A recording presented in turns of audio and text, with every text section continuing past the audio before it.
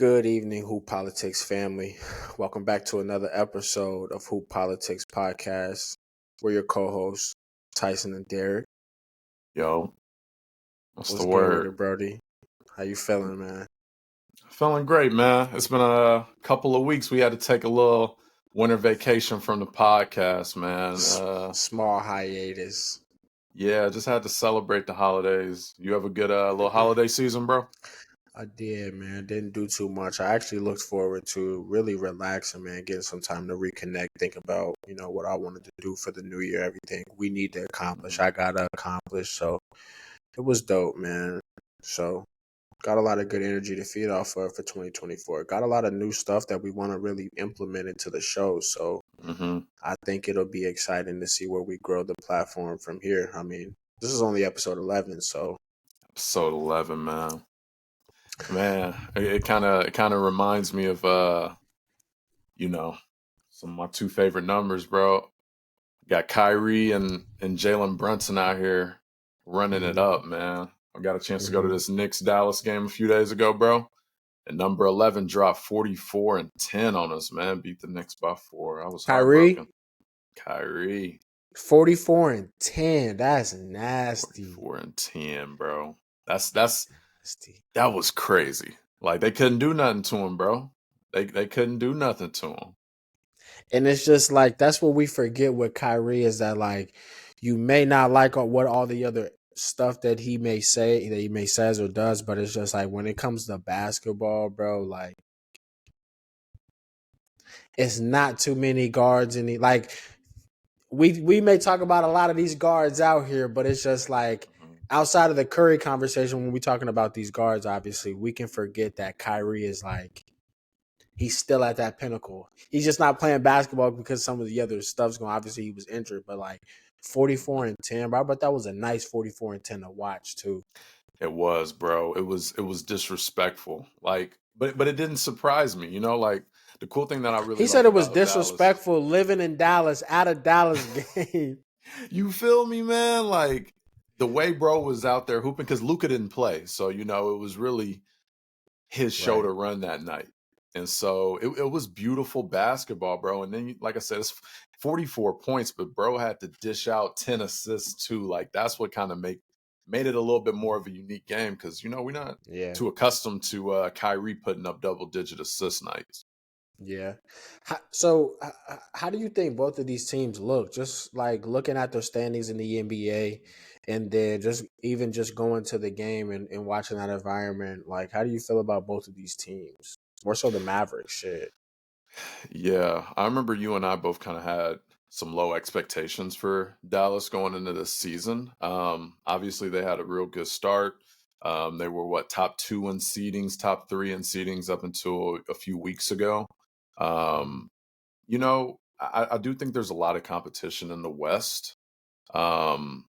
But truth be told, when you have Kyrie and Luka Doncic both playing at like all-star level, anything can really happen. Like Derek Lively really surprised us this year, like him being a rookie and stuff and actually being a good center. Really good addition. Yeah, I really hope that they can kind of make some trades before the deadline's up to kind of help them out on defense because teams still score a lot of points on them. But when it comes to just putting like points up on the board, like they have no problem with doing that. So they're going to win a lot of games from doing that. Right. I agree. And then you talk about like the Knicks, bro. Like the Knicks, that's a whole different conversation. I actually think the Knicks are a better team. It was crazy that they lost to Dallas, and I'm kind of saying that they're a better team, but it was just an off night for the Knicks. Like they were missing a lot of shots, making a lot of like dumb mistakes, a lot of turnovers. Like it was a real funny game actually. But I'm trying to I seen something, bro. There was a really good trade rumor that that was based around the Dallas Mavericks and them adding Dorian that Finney-Smith? star. Nah, it wasn't Dorian Finney-Smith. Why would they need Dorian? They've already had him. Yeah, they actually never really wanted to trade him, bro. It was a rumor that came about. I saw it on Twitter. Pascal Siakam. Oh, yeah, I saw that one too. That is a big one. That's who it was. Pascal Siakam. and was saying why should the Mavs push to make that trade. I mean, if you honestly, if we just look at that hypothetically, like if you look at a Pascal Siakam being added to the Mavs, and then we just talked about what Derrick, what the Lively kid is doing, like Mm-hmm. then you add a Pascal Siakam to his left, and then you add a Doncic to his right, like that increases your defense. That increases a big wing who can shoot the ball. He can play the wing well. He's gonna cut slash. He's gonna play. He's gonna complement Luka because he's gonna be under the basket a lot of times. Um, Mm-hmm. I think that trade right there really makes the most sense. Yeah, I think so too. Like I said, I saw that Dorian Finney-Smith one, but like in terms of just like getting an all-around player, like Pascal Siakam is a much better player. Yeah, When you're champ. talking, yeah, champion, you know what I mean? Got him a ring. Um, Toronto's and a really good organization to be in. I mean, coming from that organization, I think Toronto. I'm not going to say Toronto and Mavericks have a complete different organization, but I feel like from a player standpoint, it could. I feel like they're both in really good position in terms of the front office. So yeah, and it seems like they have a really solid core as well. Um, I think it's going to be interesting, man, because obviously the Knicks, they just got OG Anunoby from mhm, Toronto. And so yeah, now over there in Toronto, you have two really solid players in RJ Barrett and Emmanuel Quickly. So it's like, in a way, they're in better shape offensively in Toronto. So if they are trying to actually still win with Pascal, like you can still do that. But you can also true. go out and trade and make some moves and probably get some Right. assets that you can build around the younger core. Scotty Barnes, Right, Emmanuel right. Quickly. Those are two Yeah. players Toronto needs to focus like on building around.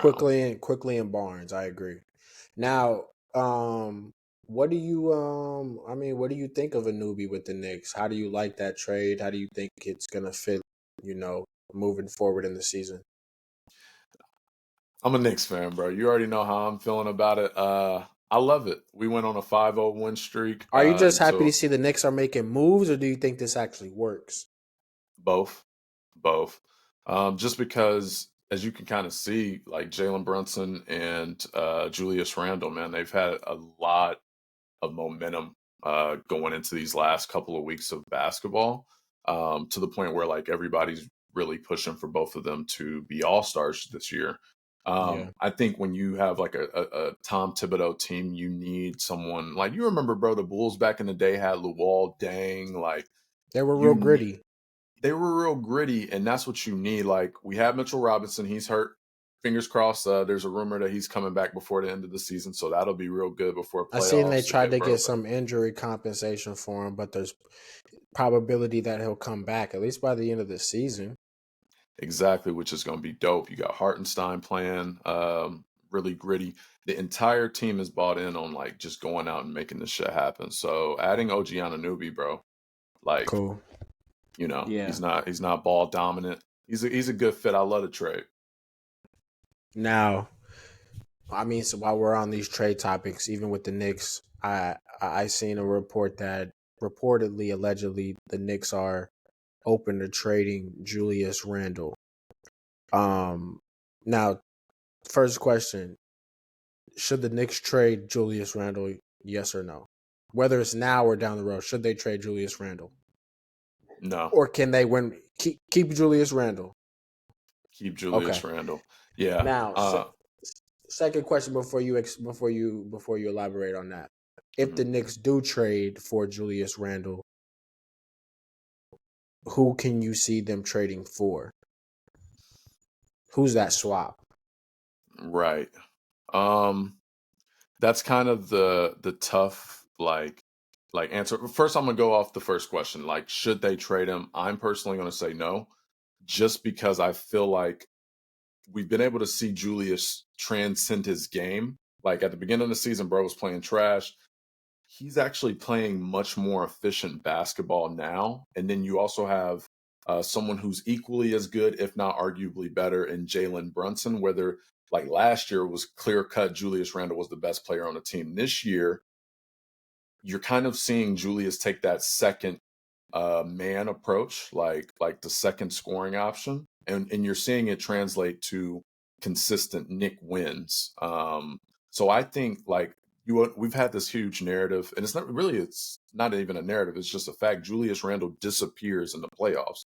He's done that the last couple of years, but that's with him being the number one player on the team. I think in this situation, Jalen Brunson can actually lead the Knicks to like some really good playoff victories. And so, Now we and yeah, we talking about but we're talking about the Knicks. So I yeah, mean, we're talking about playoff victories, 7 games. Like the Knicks can get you playoff victories, but like, at what point do you start to piece this together? I mean, we're talking about the Knicks here. Like, I mean, they made way for that 2 spot. I'm assuming they're keeping it open for the free agency after the season. Donovan Mitchell. So I yeah, mean, once you land Donovan Mitchell is gonna obviously be a piece of that team, but like when you have, and this is just assuming they have Donovan Mitchell, like obviously, hmm but like if you get Donovan Mitchell, like that makes the Knicks more sexier, and I feel like players are gonna want to start coming to play in the Knicks in New York. So right, is Julius Randle really he may be the best bet for you now? But if you yeah, do land, if and I'm just assuming because I'm assuming this is what the Knicks want moving into this. Like you guys are kind of out of the not out of the draft, but like you guys, I feel like you don't really need to. That's not the avenue anymore. Like I feel like yeah, you have enough pieces to move into a maybe not such a win now, but a win soon situation. Where Phoenix kind of you get one player and then it just kind of changes the dynamic. So yeah. I still don't think that like the Knicks are at that level where we can beat Boston just yet. So like a big move like Donovan Mitchell going and getting a true like Jalen Brunson's a star, Julius Randle's a star, but like a top 10 player in the league. Like if you can mhm, add someone like that, or if you can just add a really good like one or two complementary pieces, I think it takes the Knicks up to competing with Boston's level. Right now, I don't think we can fuck for with sure, Boston, but for everybody sure. else can get the smoke. Everybody else, like Milwaukee's defense has been kind of trash this year. Um, we've seen how we play against other teams in the East. Like I The think Heat are yeah, we looking just good, blew. bro. The Heat are looking good. Yeah, yeah, they are. Yeah, I can't hold you. But I mean, let's because I know we were gonna touch on some more of the Knicks topics later on, but let's jump over to the Warriors. I kind of just wanna get some insight on. Obviously, they're struggling right now, and obviously they've Yeah, made guys available. Everybody besides Steph Curry is available for trade. yeah. Um, Do you think that they do the Knicks? I mean, do the Warriors um, trade away these other vets? Do they trade away? I seen that they commit, like they're saying that they're committed to their veteran core and stuff like that. Definitely understand that, but Yeah. how much of this? How long is this going to go on? Because you are kind of wasting Steph's contending years. Yeah, they're in one of those types of situations, bro, that we rarely get a chance to see. They have their hometown grown draft player, like star player, franchise player, and Steph Curry. Um, and you're right, you don't want to sit there and waste any more of his like prime years. So you have to go and make some moves, or else you're going to lose out on the guy who realistically can spend his whole career there. Um, I don't know. I don't know why. I wish that I could see a Clay and a Dre retire a Warrior, man. I don't know if we're gonna see it, bro.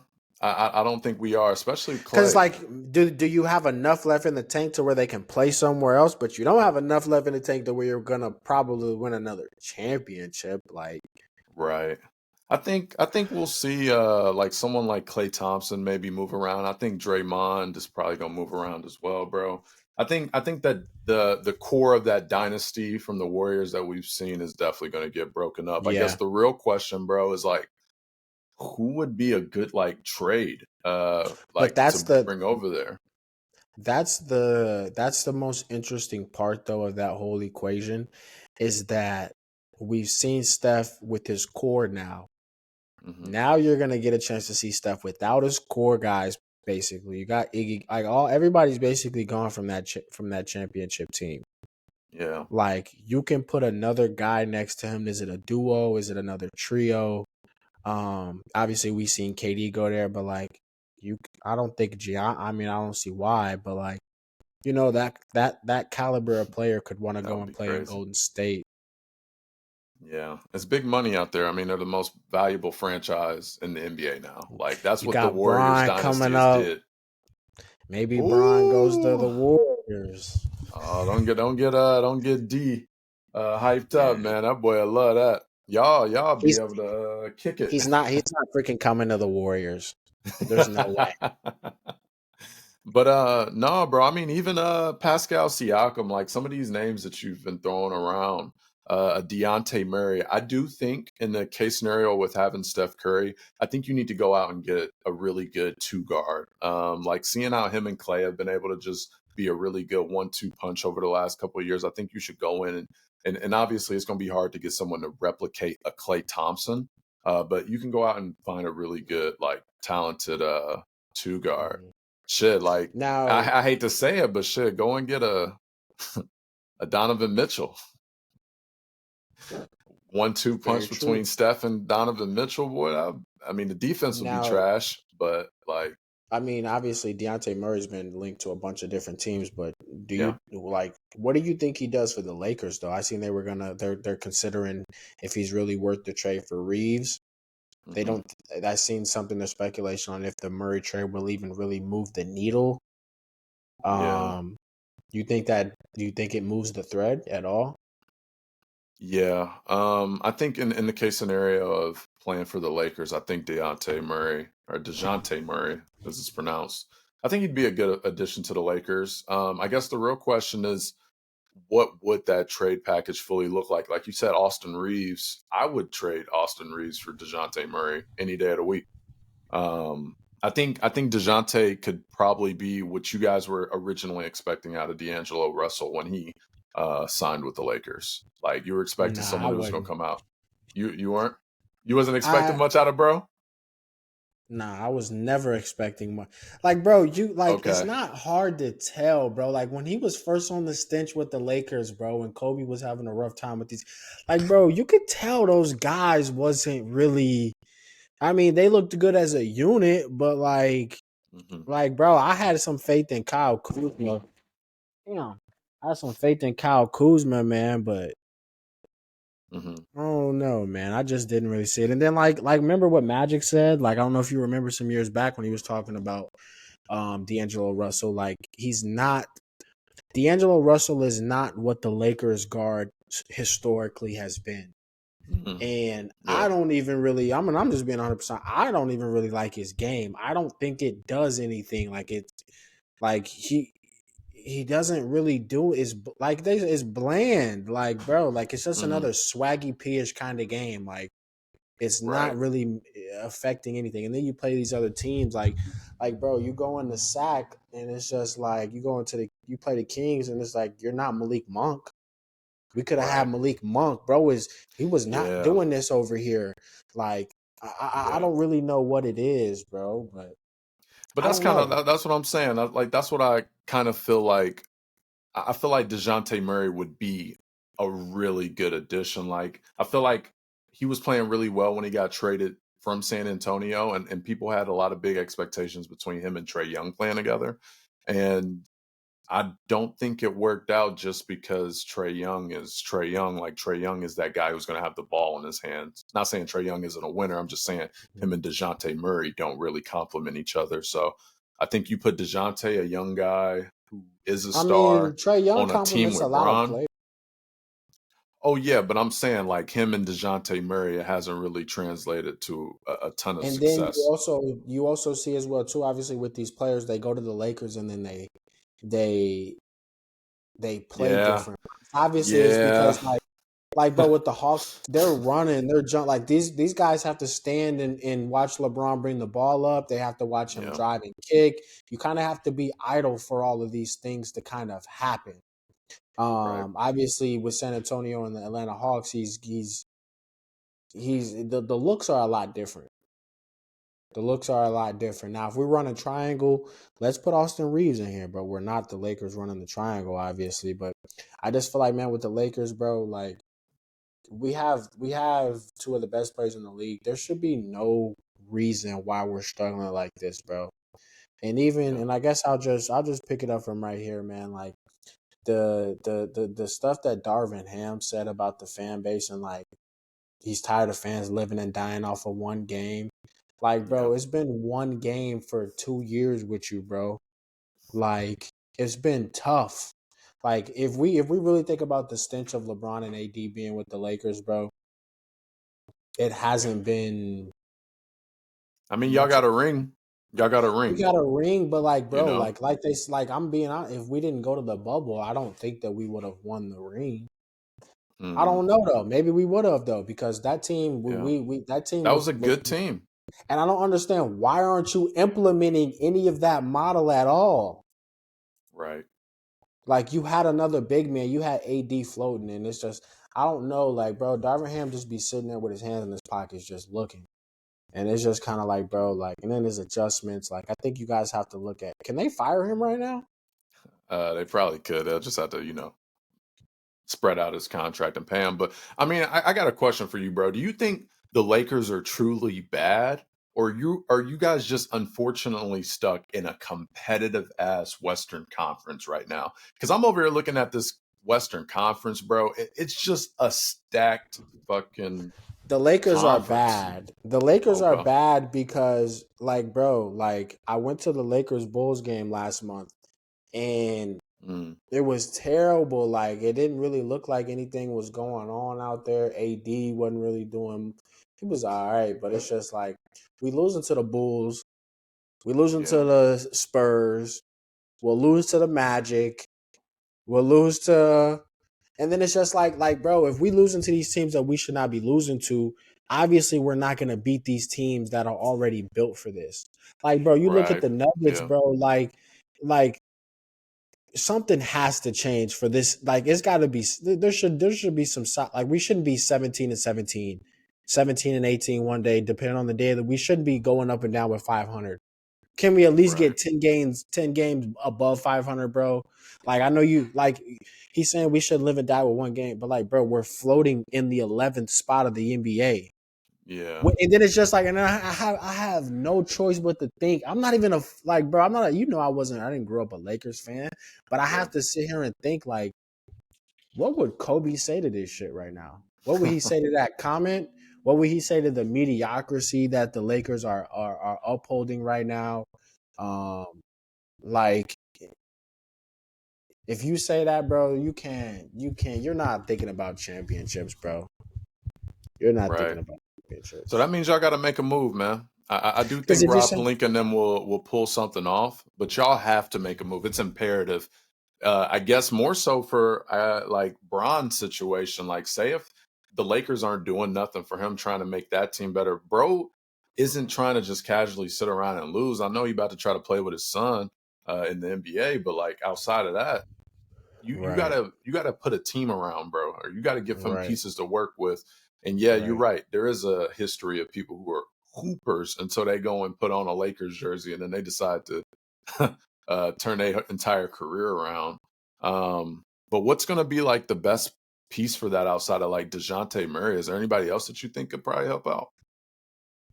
Man, there's a lot of people, but none off the top of my head that I would even say that I would even think would even be possible.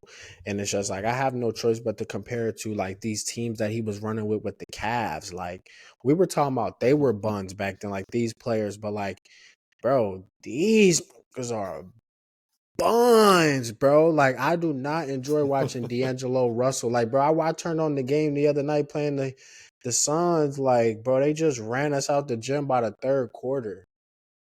Right. And it's just like we're not built for that. We're not built for that. Obviously, when the playoffs come, getting 7 games is hard to lock in. But it's Hmm. like, bro, we're not even in the like, bro. I seen somebody push a screenshot. They said a dude said he had to accept some cookies on the browser just to go see where the Lakers was. Yeah, y'all That's was low on that unacceptable. bracket. Y'all are low on that bracket, man. It's Yeah. unacceptable, bro. 11 C, and it's like, bro, when you with the NFL, bro, they don't play this, bro. You lose like this, bro, they cut you, dude. Like with the NBA, they play too much, bro. Like Yeah, I need to go out there and go and hire Mark Jackson, man. I don't know I why don't bro know ain't why got no we job. haven't. Why haven't we yet?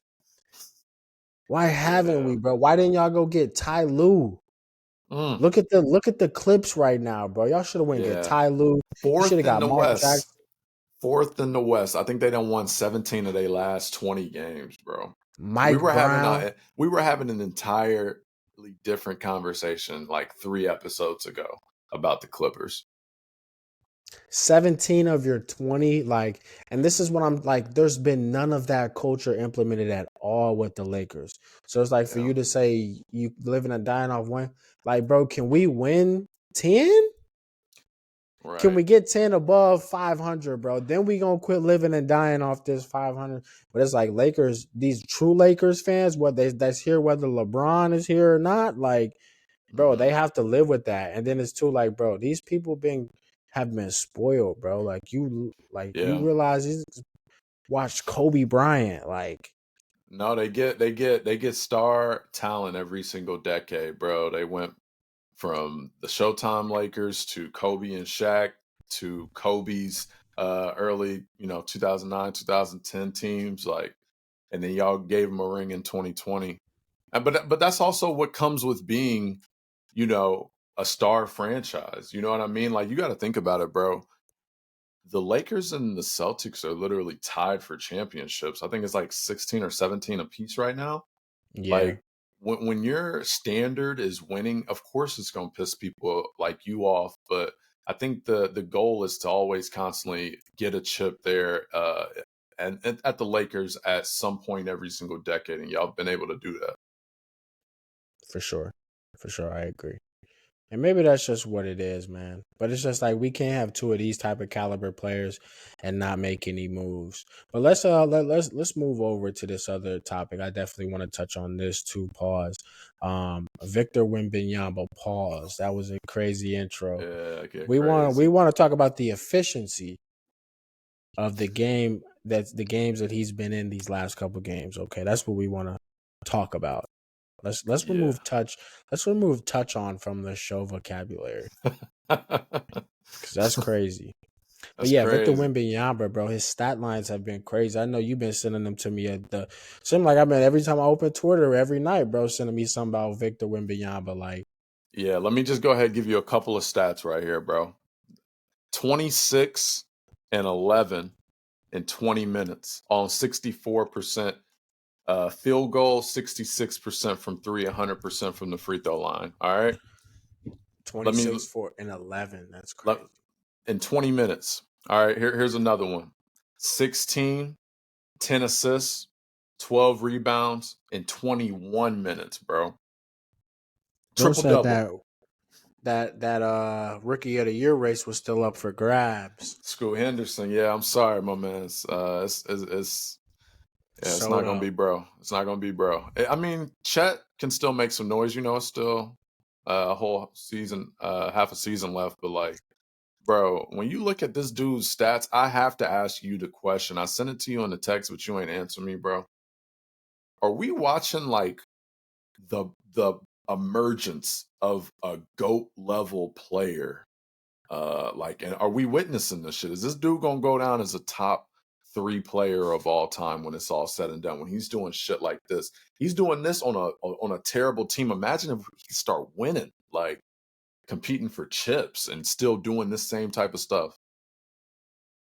You know, like Shaq said the other day when they tried to say what Chet Holmgren would do to.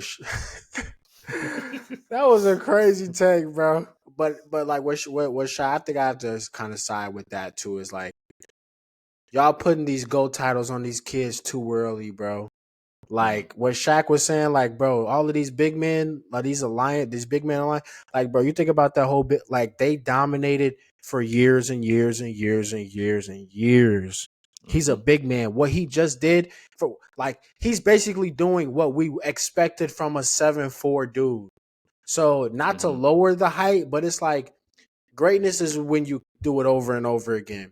Where I think we will start to measure this, obviously, and where I start to measure all of this stuff is like when they start to get to these points, when they start to get to these 5,000 points in, in like under 25. These, you know what I'm saying? The Yeah, hitting Kobe, some of the milestones and stuff like that. that Luca and Anthony Edwards are now in. That's where I kind Mm-hmm. of start to, for me personally, that's where I kind of start to build that. Okay, he's on this pace to be his name's to be at the end of that top 10 list. Like Luka Doncic is probably going to be up there Yeah, with Dirk. He's probably going to be like he's probably yeah, somebody that could break the record if he chooses to longevity, obviously. But I definitely. don't think he could break the record at this point. But like still, you know what I mean? Like He's on the, pace though. the He's on pace though. I mean, he's got to do a lot of crazy. They said, bro, what they would have to do for them to do it, like he's definitely on pace to be in that top five. Yeah, these guys are gonna beat. They're gonna pass Mike. They're gonna Mm-hmm. yeah, and And I it's was just talking. I was like talking about Luca, by the way. I wasn't talking about Victor when I said on pace. Like yeah, when for you, sure. Yeah, yeah. right. But Victor is looking cool though, bro. He Like we're is. we're looking at these numbers on a minutes restriction, bro. Like 20 minutes, 26 and 11 off on 20 minutes, bro. Imagine if it was actually a competitive game and bro had to actually put in like 40 minutes on the court. Like Is that one of the most efficient games you've seen? Like point uh scorings in that short amount of time, or and you didn't? yeah, in that short amount of time for me, yeah.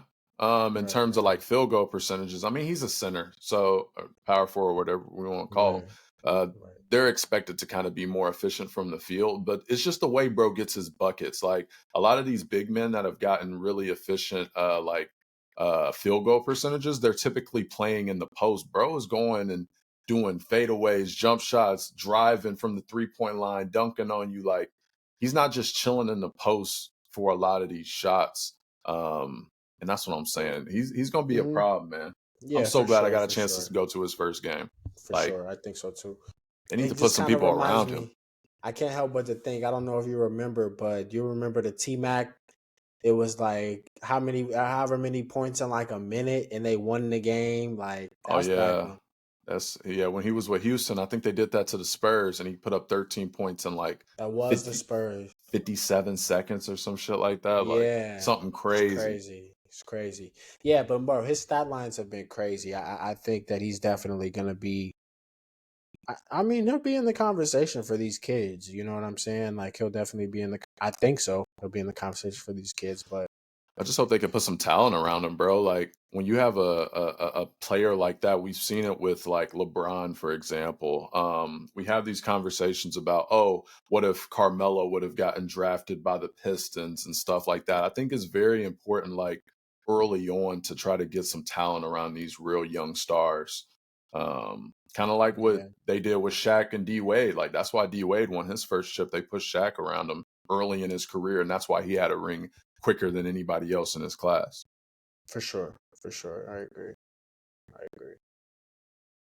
Um, I mean, Ant Edwards though, bro, like he's making a case. I think he'll definitely be in there. I think like bro, and it's just like it comes at a crazy time in terms of face of the NBA and NBA narrative and who's gonna take this torch.